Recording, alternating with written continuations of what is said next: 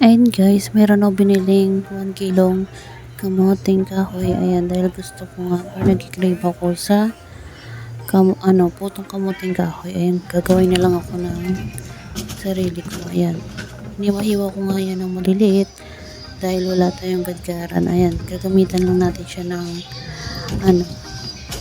yung parang meat crusher. Yung parang guys, yung pang durog ng mga gulay-gulay. Ayan, babad lang natin siya para lumambot-lambot. Babad lang natin sa tubig. Ayan, para hindi ganun kahirap siya durugin. Ayan, nagpultos na nga yung kamay ko dahil nga kakahiwa dyan. Ayan, dahil nga matigas siya guys. Ayan, gagawa tayo dyan ng putong kamuting kahoy. Try lang natin. First time natin gagawa gamit yung ayan guys, yan lang yung gamit natin. Wala tayong gadgaran. Yung pang durog lang ng mga gulay, mga bawang sibuyas lang yung ginamit natin dyan. Kaya hindi siya ganun kapino. Pero okay na rin po yan kung tayo ay gagawa ng simpleng putong kamuting kahoy.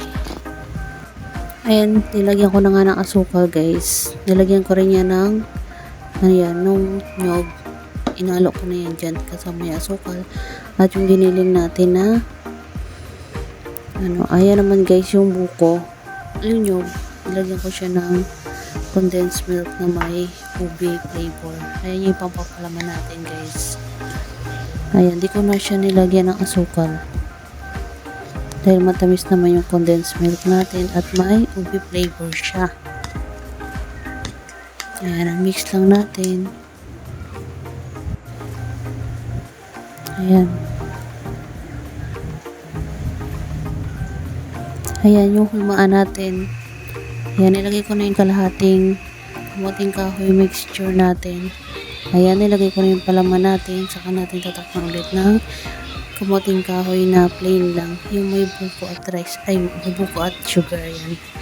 Gitna natin yung ube na may buko. Or nyog. Ayan, then i-steam na natin yan. Ayan lang nga pala siya guys. Luto na yan. Ayan. Sinortcut ko na lang guys para short video lang tayo. Ayan, luto na yan guys at pwede na natin kainin yan. Ayan na po yung ating putong kamoting kahoy. Ayan, simple putong kamoting kahoy lang yan guys. Ayan, dahil nga gusto kong kumain yan, din ang mahal-mahal. Ayan, gumawa na lang ako ng sarili ko. Ayan, mabilisan lang yan guys.